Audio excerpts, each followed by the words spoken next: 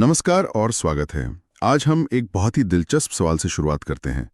क्या हो अगर हमें किसी बहुत ऊंचे पहाड़ के पीछे देखना हो, या मान लीजिए एक पूरे महाद्वीप के पार, वो भी बिना वहां एक भी कदम रखे। ये सुनने में तो किसी साइंस फिक्शन फिल्म जैसा लगता है ना? पर यहीं पर रिमोट सेंसिंग की जो ताकत है वो सामने आती है। ये बिना छुए देखने की कला है, और खास तौर पर सशस्त्र बलों के लिए ये सिर्फ अंदाजा लगाने और एक साफ, बिल्कुल डेटा पर आधारित तस्वीर होने के बीच का अंतर है। बिल्कुल, ये जानना कि क्षितिज के उस पार असल में हो क्या रहा है। तो आज की हमारी गहन चर्चा इसी विषय पर है। हम दुनिया को एक ओवरहेड पर्सपेक्टिव से देखेंगे। हम समझेंगे कि ये तकनीक क्या है, ये कैसे काम करती है, और सबसे जरूरी, ये इतनी महत्वपूर्ण क्यों है। हाँ, चलिए शुरू करते हैं। तो चलिए इसे खोलकर देखते हैं। बिल्कुल शुरू से शुरू करते हैं। रिमोट सेंसिंग को अगर सबसे सरल शब्दों में समझाना हो तो कैसे समझाएंगे? इसका मूल विचार क्या है? देखिए, इसका जो सबसे मूल विचार है वो ये है कि आप किसी वस्तु या किसी घटना के बारे में जानकारी हासिल कर रहे हैं। अच्छा। पर बिना उसके साथ कोई फिजिकल कांटेक्ट बनाए। हाँ, दूर से। हाँ, दूर से। इसे आप इन सिचु या ऑन साइट अवलोकन के ठीक उल्टा समझिए। ऑन साइट में आप वहीं जाकर सैंपल लेते हैं, उसे छूते हैं। यहाँ सब कुछ दूर से होता है। और ये होता कैसे है? ये तकनीक ज्यादातर ओवरहेड पर्सपेक्टिव से ली गई तस्वीरों का इस्तेमाल करती है। और इसका जो वैज्ञानिक आधार है वो है इलेक्ट्रोमैग्नेटिक रेडिएशन या EMR। ये वो रेडिएशन है जो पृथ्वी की सतह से या तो रिफ्लेक्ट होती है, मतलब टकराकर वापस जाती है, या फिर कभी-कभी खुद एमिट होती है, यानी उससे निकलती है। ठीक है, तो सारा खेल इस EMR को पकड़ने का है। लेकिन मैंने पढ़ा है कि इसे करने के दो मुख्य तरीके हैं ना, पैसिव और एक्टिव। इनमें क्या अंतर है? हाँ, बिल्कुल। और इसको समझने के लिए एक बहुत ही सरल एनालॉजी है। बताइए। पैसिव रिमोट सेंसिंग को आप एक साधारण कैमरा की तरह सोचिए, बिना फ्लैश वाला कैमरा। ओके। वो अपनी खुद की कोई ऊर्जा या रोशनी नहीं फेंकता, वो बस उस रेडिएशन को इकट्ठा करता है जो पहले से वहां मौजूद है। जैसे सूरज की रोशनी? बिल्कुल, जैसे सूरज की रोशनी जो किसी पेड़ या इमारत से टकराकर वापस आती है, हमारा कैमरा बस उसे पकड़ लेता है। जो पुरानी फिल्म फोटोग्राफी होती थी या आजकल के इंफ्रारेड सेंसर है, वो इसके अच्छे उदाहरण है। तो पैसिव सेंसर बस देखता है जो पहले से ही रोशन है, सीधी सी बात है। और एक्टिव, वो कैसे अलग है? एक्टिव रिमोट सेंसिंग हमारी एनालॉजी में एक टॉर्च की तरह है, या कैमरे के फ्लैश की तरह। अच्छा, मतलब ये अपनी रोशनी खुद लेके चलता है। एग्जैक्टली।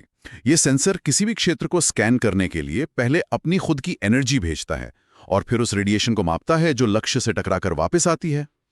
इस वापसी को हम बैक स्कैटर कहते हैं। और इसके सबसे आम उदाहरण शायद रेडार और लाइडार हैं, जिनके बारे में हम सुनते रहते हैं। हाँ, वही है।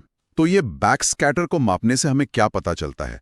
सिर्फ ये कि वहां कुछ है? नहीं, उससे कहीं ज्यादा। देखिए, भेजी गई ऊर्जा और उसके लौटने के बीच के समय में जो देरी होती है, जो टाइम डिले होता है, उसको मापकर ये सिस्टम किसी भी लक्ष्य का बिल्कुल सटीक स्थान, मतलब लोकेशन, उसकी गति यानी स्पीड, और यहाँ तक कि उसकी दिशा, डायरेक्शन भी बता सकते हैं। यहाँ पर आकर ये चीज असल में दिलचस्प हो जाती है। हमारे स्रोतों में एक शब्द बार बार आया है, स्पेक्ट्रल सिग्नेचर। बताया गया है कि हर वस्तु की एक अपनी अनूठी पहचान होती है। ये क्या है? ये एक बहुत ही महत्वपूर्ण, बल्कि मैं कहूंगी कि सबसे महत्वपूर्ण अवधारणा है रिमोट सेंसिंग में। प्रकृति में हर वस्तु, चाहे वो एक टैंक हो या एक देवदार का पेड़ हो या पानी हो, वो रेडिएशन को रिफ्लेक्ट, एमिट और एब्जॉर्ब करने का एक अपना अनूठा पैटर्न रखती है। हर पदार्थ का प्रकाश की अलग अलग वेवलेंथ्स के साथ इंटरैक्ट करने का तरीका अलग होता है। इसी पैटर्न को हम स्पेक्ट्रल सिग्नेचर कहते हैं। एक मिनट, मतलब ये एक तरह का इलेक्ट्रोमैग्नेटिक फिंगरप्रिंट हुआ? बिल्कुल, आपने एकदम सही शब्द इस्तेमाल किया। ये एक फिंगरप्रिंट जैसा ही है। वाह। और सशस्त्र बल इन्हीं सिग्नेचर्स की एक विशाल लाइब्रेरी का इस्तेमाल करते हैं एक वस्तु को दूसरी से अलग करने के लिए, भले वो चीजें हमारी नंगी आंखों को एक जैसी दिखें। तो इससे हमें मीलों दूर से किसी वस्तु का आकार, साइज और क्या उसके भौतिक या रासायनिक गुणों का भी पता चल सकता है? हाँ, बिल्कुल पता चल सकता है। आप बता सकते हैं कि ये धातु है या लकड़ी, या वो सतह गीली है या सूखी है। सब कुछ उस सिग्नेचर में छिपा होता है। लेकिन ये सब इतना सीधा तो नहीं हो सकता। जब ये इलेक्ट्रोमैग्नेटिक रेडिएशन अंतरिक्ष से जमीन तक आती है, तो हमारे वायुमंडल का क्या? क्या वो रास्ते में रुकावट नहीं डालता? ये एक बहुत ही व्यवहारिक चुनौती है और आप बिल्कुल सही है। वायुमंडल एक बड़ी बाधा है। हवा में जो गैसें हैं, धूल है, प्रदूषक हैं, उनके कारण रेडिएशन में स्कैटरिंग होती है, मतलब वो बिखर जाती है। अच्छा। एब्जॉर्प्शन होता है, यानी वो सोख ली जाती है, और रिफ्रैक्शन भी होता है, मतलब वो मुड़ जाती है, सिग्नल कमजोर हो जाता है। तो फिर हम इतनी सटीकता से ये सिग्नेचर्स कैसे पढ़ पाते हैं? यहाँ पे एक अच्छी बात है। वायुमंडल जो है वो कुछ खास वेवलेंथ्स के लिए रास्ता दे देता है, मतलब वो इन वेवलेंथ्स को नहीं रोकता। ऐसा लगता है जैसे उसने खिड़की खोल दी हो। अच्छा। इन्हीं आसानी से प्रसारित होने वाली वेवलेंथ्स की रेंजेस को एटमॉस्फेरिक विंडोज कहा जाता है।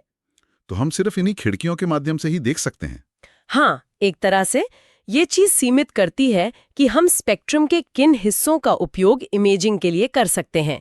ये खिड़कियां मुख्य रूप से यूवी, विजिबल और इंफ्रारेड स्पेक्ट्रम में होती हैं। इनकी कोई रेंज होती है? हाँ, मोटे तौर पर ये 0.1 माइक्रोमीटर से 14 माइक्रोमीटर तक होती है, और हमारे जो रिमोट सेंसिंग सैटेलाइट्स हैं, उन्हें खास तौर पर इन्हीं खिड़कियों से देखने के लिए ही बनाया जाता है। तो आज के इस गहन चर्चा को अगर हम संक्षेप में समझें, हमने रिमोट सेंसिंग को परिभाषित किया, मतलब बिना किसी फिजिकल कांटेक्ट के एक ओवरहेड पर्सपेक्टिव से जानकारी हासिल करना। बिल्कुल।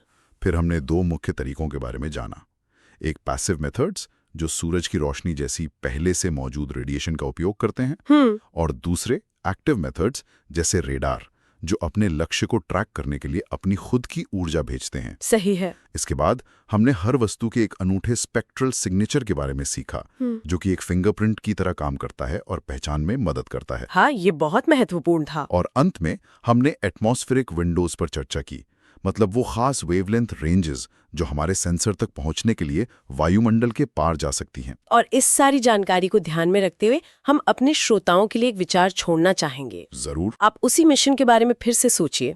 अगर सशस्त्र बल आधी रात को एक मिशन कर रहे हैं जब सूरज की रोशनी नहीं होती, तो एक एक्टिव सेंसर एक पैसिव फिल्म कैमरे की तुलना में ज्यादा उपयोगी क्यों होगा? ये एक बेहतरीन सवाल है सोचने के लिए, और इसी सवाल के साथ आज की चर्चा को यहीं समाप्त करते हैं। जुड़ने के लिए धन्यवाद।